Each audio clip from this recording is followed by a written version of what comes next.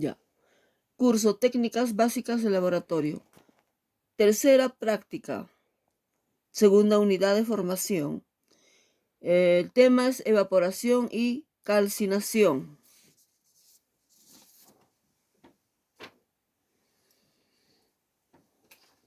Evaporación. ¿Qué es evaporación? Evaporación es un proceso físico que consiste en el paso lento y gradual de un estado líquido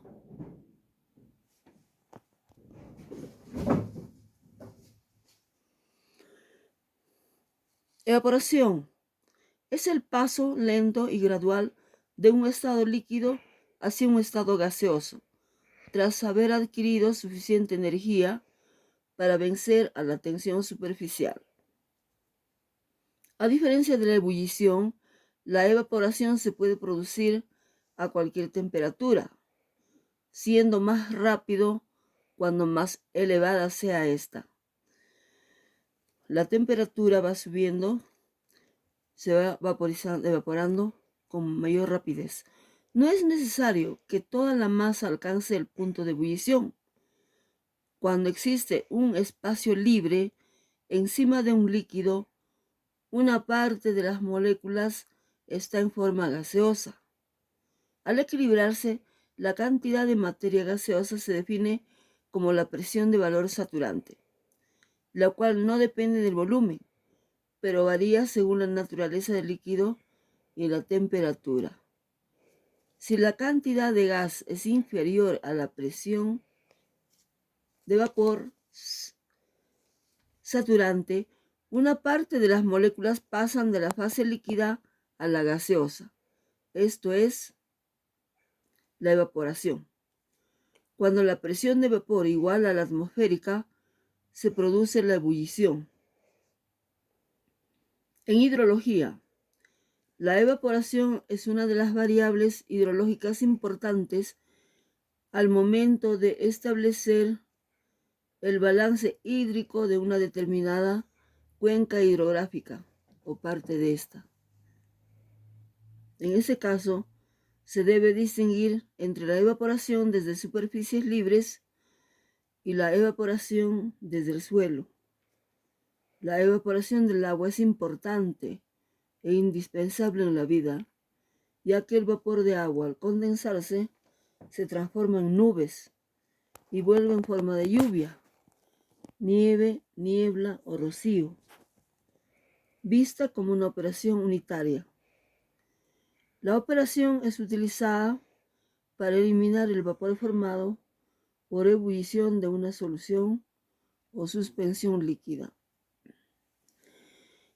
La evaporación atmosférica nos ayuda a formarse las lluvias, ¿no? Cuando se evapora gran cantidad de agua, ¿no? Es una de las variables hidrológicas importantes. La evaporación como operación en laboratorio es muy importante, ¿no? Nosotros cuando, por ejemplo, queremos obtener sal pura de cloruro de sodio, agua de mar, lo que hacemos es evaporar y luego vamos a obtener una sal sólida. Al residuo que queda va a ser cloruro de sodio. Ella es una forma también de evaporación. Entonces la evaporación, como vuelvo a repetir, es un proceso físico y es muy importantísimo, que es el paso lento y gradual de un estado líquido hacia un estado gaseoso. Gracias a la evaporación se obtiene en las salinas de Huacho la sal o el cloruro de sodio que nosotros consumimos diariamente al preparar nuestros alimentos, ¿no? Entonces, como vuelvo a repetir, la evaporación es una operación muy importante en el laboratorio. La evaporación, los términos evaporación y vaporización se aplican al paso del estado líquido al estado gaseoso, de líquido a gaseoso. Cuando el fenómeno se produce únicamente en la superficie de la masa líquida, se designa como evaporación. Si el paso a vapor tiene lugar afectando toda la masa líquida, se denomina vaporización o ebullición. También se denomina evaporación a la operación de separación basada en esos dos fenómenos, ¿no? En los dos fenómenos. Entonces, tanto evaporación como vaporización es el paso del estado líquido al estado gaseoso. Evaporación o vaporización. Cuando el fenómeno se produce únicamente en la superficie de la masa líquida, se llama evaporación. Si el paso a vapor tiene lugar y ha afectado toda la masa, se denomina vaporización o ebullición en toda la masa.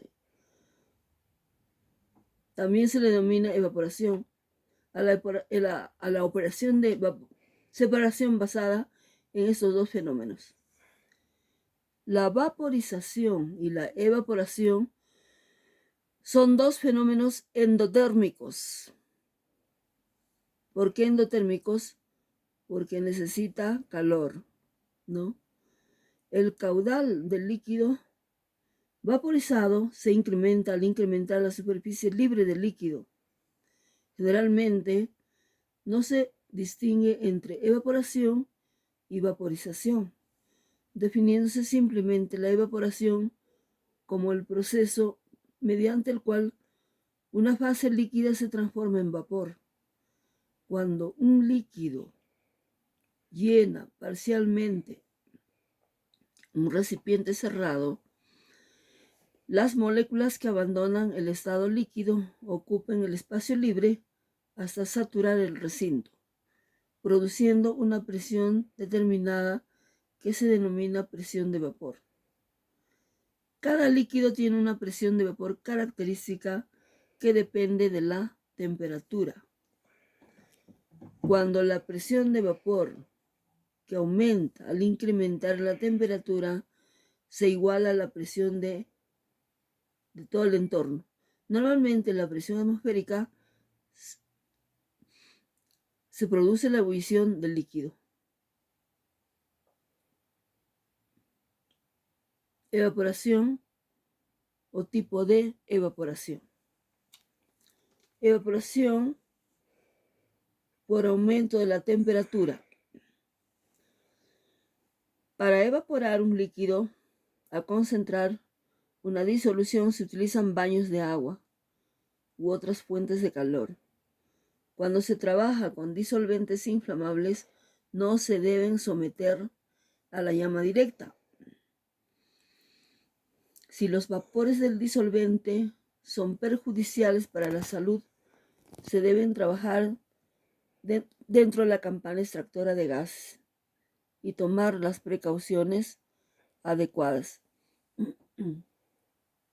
En este caso, cuando se trabaja, por ejemplo, al extraer grasa con éter de petróleo o con hexano, que son disolventes orgánicos. Cuando trabajamos con extracción, con sockles también de grasa, ¿no? Esta técnica también se puede utilizar para el sacado de un sólido húmedo. También se puede utilizar para el secado de sólidos.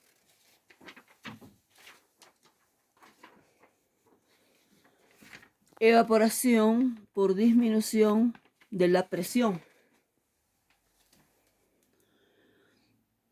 Este procedimiento se utiliza para el secado de una sustancia a temperatura ambiente, cuando la sustancia es inestable a temperaturas más elevadas. Se introduce la muestra en un desecador de vacío en presencia de una sustancia o agente desecante. Ya, esa es la temperatura ambiente. Evaporación por combinación de ambos efectos. La evaporación se efectúa cuando se desea concentrar u obtener un sólido a partir de una disolución o suspensión. o bien para el secado de un sólido. Como les volví a repetir, ¿no? Si yo, por ejemplo, en un vaso tengo una disolución de cloruro de sodio más agua, si yo quiero obtener el sólido por evaporación, tengo que hervirlo hasta eliminar todo el agua. Al final me va a quedar un residuo sólido que sería el cloruro de sodio, ¿no? Eso es. Ahora, otra evaporación, instrumentación y material. La evaporación por aumento de la temperatura. Todas las evaporaciones se realizan con calentamiento, ¿no? Y a medida que aumenta la temperatura, la evaporación es más rápida. La velocidad de evaporación aumenta. Según la naturaleza del líquido a evaporar, se escogerá el sistema calefactor más adecuado. Baño de agua, puede ser mechero de Bunsen o placa calefactora. Material donde se dispone el líquido a solución, vasos precipitados o puede ser cápsula de porcelana, ¿no? Todos estos materiales sirven entonces para poder evaporar, ¿no? Para poder calentar, ya sea con una cocinilla eléctrica, mechero de Bunsen, ¿no? Y todos los materiales que se utilizan puede ser en cápsulas, vasos, recipientes de vidrio. Evaporación por disminución de la presión. Puede ser con desecador de vacío, vidrio de reloj o cápsula, placa Petri. Evaporación por combinación de ambos efectos. Aumento de la temperatura y disminución de la presión simultáneamente. Puede ser el roto evaporador o matraz de fondo redondo, la estufa de vacío y la cápsula de Petri. Evaporación por aumento de la temperatura. Calentamiento de soluciones. La evaporación se efectúa en recipientes poco hondos y con mucha superficie para facilitar el proceso. La disolución a evaporar se coloca en un vaso de precipitados que se calienta con la fuente de calor escogida según la naturaleza del líquido a evaporar. Si la evaporación se efectúa a la temperatura de ebullición en un vaso de precipitados, es necesario adicionar al líquido algún trozo de porcelana porosa para evitar que la ebullición tenga lugar de forma violenta. En todos los casos, hay que tener en cuenta la posible peligrosidad del disolvente con el que se está trabajando y tomar las medidas de seguridad correspondientes. Cuando, por ejemplo, evaporamos disolventes orgánicos como éter de petróleo o hexano, tenemos que utilizar entonces para evitar una ebullición violenta, ¿no? Trocitos de porcelana, se le coloca ahí trozos de porcelana y evitar así la ebullición, la violencia de la ebullición. Entonces puede ser peligroso, ¿no? Puede saltar y producir accidentes. Por seguridad se trabaja esto dentro de la campana extractora de gases.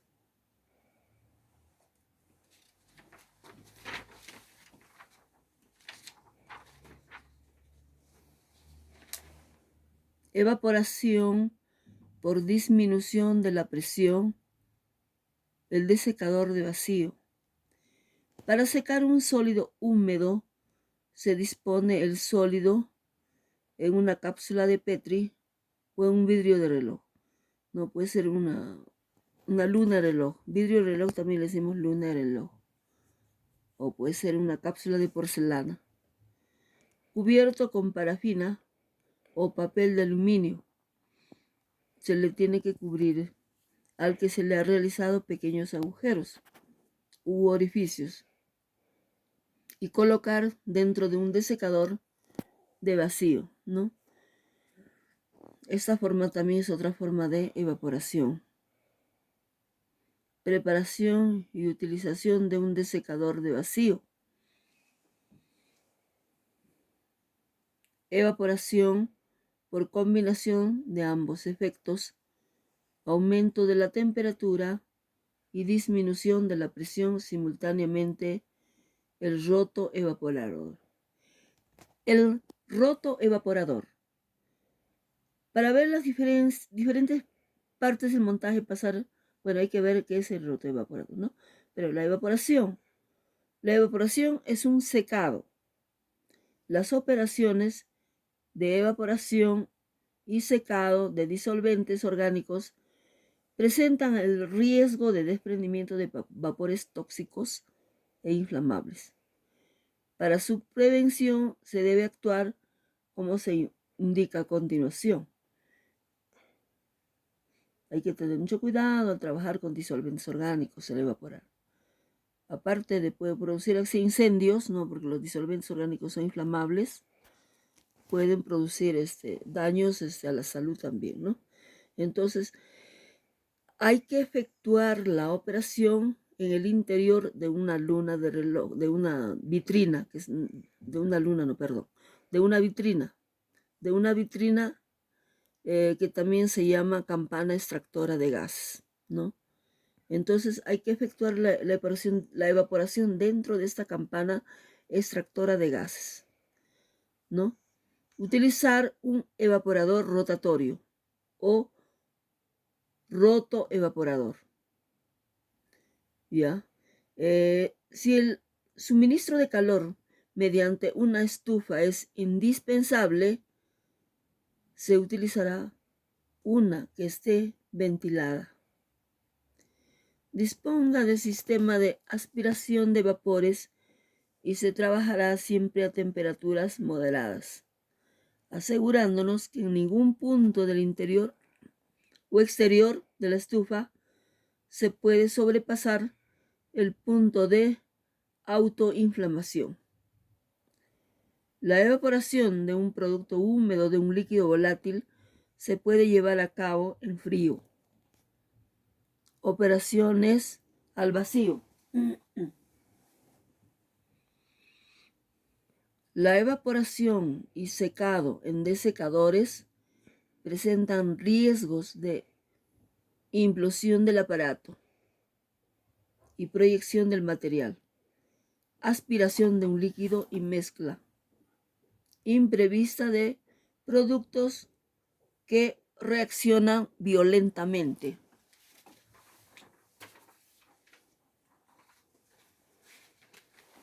Práctica de evaporación.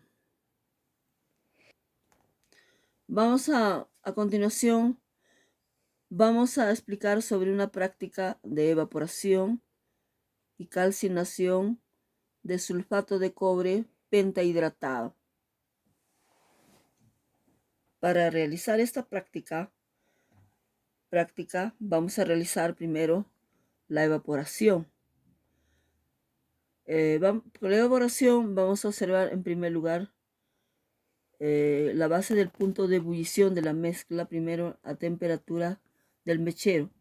Se va a evaporar una mezcla, ya que esta mezcla tiene la misma temperatura de ebullición. En primer lugar vamos a disolver el sulfato de cobre en agua, ¿no? En un vaso de precipitado vamos a disolver una cantidad determinada de sulfato de cobre pentahidratado en agua en un vaso de 100 mililitros, de 250 mililitros. Lo vamos a disolver completamente, ¿no? Vamos a utilizar los siguientes materiales para realizar este experimento. Vamos a utilizar los vasos de precipitado. Vamos a utilizar una bagueta para poder agitar. Vamos a utilizar cápsula de porcelana o de evaporación. Para filtrar algunas impurezas vamos a utilizar un soporte universal, rejilla, mechero, encendedor y vamos a utilizar este trípode.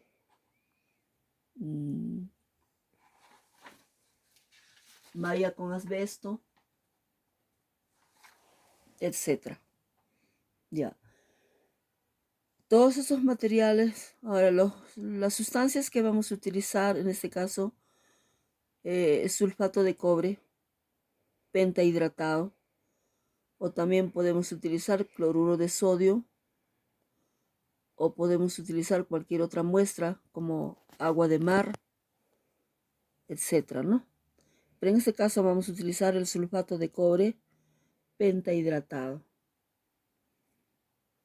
Observaciones. El líquido se va evaporando en forma uniforme a una misma temperatura. Ya evaporado el líquido, lo único que queda en la cápsula es el sólido. La cápsula de evaporación se comienza a calentar y el líquido se va evaporando. Conclusiones. La evaporación es un método de separación práctico, ya que lo podemos utilizar en la casa, en el laboratorio, en el colegio, en el instituto, en la empresa, ¿no? Lo más importante es una evaporación. En una evaporación es la temperatura, ¿ya? En la cual esté utilizando, por ejemplo, para esto se utiliza cocinillas eléctricas, mecheros, ¿no? Y en conclusión se va a evaporar, el líquido va a pasar a vapor, de líquido a vapor. Y al final vamos a obtener un sólido, ¿no? Este experimento es sencillo, es práctico y fácil. Para realizar este experimento, lo primero que tenemos que hacer es disolver sulfato de cobre pentahidratado. Por decir, podemos pesar una cantidad de sulfato de cobre pentahidratado y luego lo disolvemos en una cantidad de agua, como ustedes pueden mostrar aquí, como ustedes pueden observar en el vaso, se está mostrando aquí en la figura, ¿no? Se ha disuelto completamente el sulfato de cobre pentahidratado en el agua con agitación, porque el sulfato de cobre se disuelve lentamente, ¿ya? La disolución no es muy rápida. Entonces al final va a quedar una disolución homogénea, completa, como ustedes están observando en este vaso, ¿no? Una vez que se haya disuelto el sulfato de cobre en agua, vamos a adicionar en primer lugar una pequeña cantidad. Vamos a armar un equipo como ven en esta figura. Ya, primero vamos a colocar el mechero, un mechero Bunsen, un trípode. Luego sobre este trípode va a ir una rejilla con asbesto, ¿no? Sobre esta rejilla vamos a colocar, primero el mechero está sobre un soporte universal, como ustedes pueden observar en la figura, ¿no? Ya, sobre este mechero entonces el mechero se va a colocar, como vuelvo a repetir, un trípode. Luego sobre este trípode una rejilla con asbesto y sobre esta rejilla se va a colocar una cápsula de porcelana, como ustedes pueden observar en la figura. La cápsula de porcelana se va a llenar con la solución que hemos preparado, por lo menos una cantidad, hasta la mitad podría ser, ¿no? Hasta la mitad de la cápsula de porcelana con la solución de sulfato de cobre pentahidratado que hemos preparado. Y luego vamos a empezar a calentar. Encendemos el mechero y luego vamos a empezar a calentar. Cuando empezamos a calentar, en primer lugar se va a evaporar completamente el agua, ¿no? Vamos a eliminar el agua y en la cápsula de porcelana va a quedar el sólido, el sólido va a quedar, ¿no? En este momento entonces ya habríamos evaporado todo el agua y vamos a bajar la cápsula, vamos a apagar el mechero y luego vamos a bajar la cápsula para que se enfríe. La cápsula que contiene la muestra sólida de sulfato de cobre.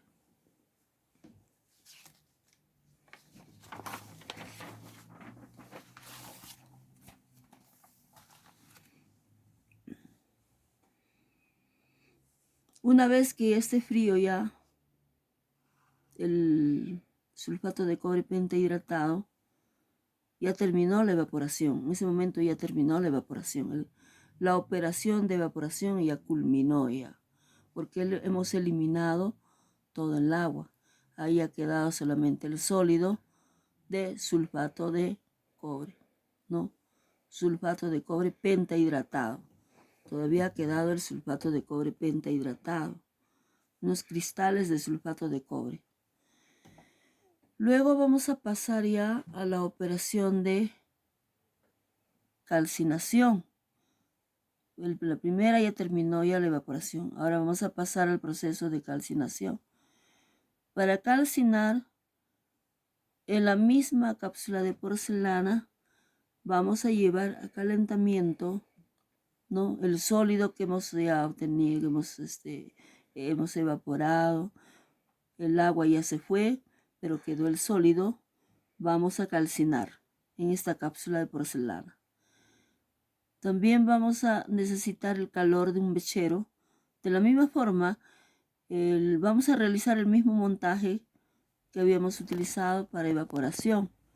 Habíamos utilizado el mechero, el trípode, la malla con asbesto, y sobre esta malla vamos a colocar la cápsula que contiene el sulfato de cobre, ya sólido pentahidratado, ¿no? Vamos a calentar en este caso ya a mayor temperatura durante bastante tiempo, ¿no?, hasta observar que se va a producir la calcinación. La calcinación es que va a eliminar ya, aparte que va a eliminar su agua de hidratación, las 5 moléculas de agua se va a deshidratar, ya va a producirse una reacción química.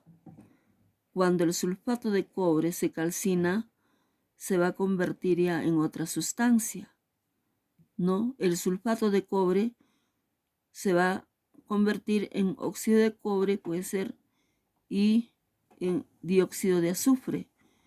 El dióxido de azufre, que es un gas, se va a ir al ambiente y va a quedar un sólido en la cápsula de porcelana. Como ustedes pueden observar, ¿no?, el color ha cambiado, ¿no?, porque el sulfato de cobre pentahidratado es celeste. Cuando ustedes lo deshidratan, o sea, eliminan su agua de hidratación, va a cambiar de celeste a verde. Pero cuando ya lo calcinan, va a cambiar mucho más, porque el óxido de cobre ya es de otro color, y es otro producto, ya se obtiene.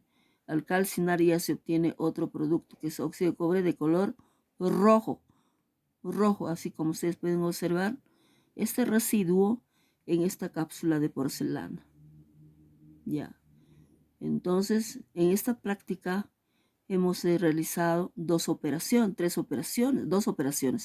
Uno de evaporación, eliminación del agua, luego otro de calcinación, ¿no? 2 operaciones hemos realizado en este experimento. Al final, el producto calcinado ya del sulfato de cobre sería el óxido de cobre y el dióxido de azufre. Evaporación del sulfato de cobre pentahidratado. El sulfato de cobre pentahidratado es sólido, por eso que le he puesto una S acá, sólido, ¿no? Evaporación y calcinación. El sulfato de cobre es una sal de color celeste. Cuando nosotros calcinamos el sulfato de cobre,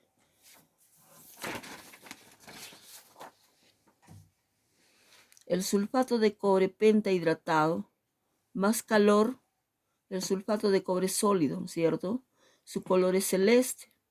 Sulfato de cobre pentahidratado. Cuando nosotros calcinamos, este se va a convertir, transformar se va a obtener el óxido de cobre. Después de la calcinación vamos a obtener el óxido de cobre. El óxido de cobre es un sólido de color rojizo. Y luego también se obtiene el trióxido de azufre, que es un gas que se va a ir al medio ambiente, ¿no? Entonces en la cápsula de porcelana va a quedar solamente el óxido de cobre.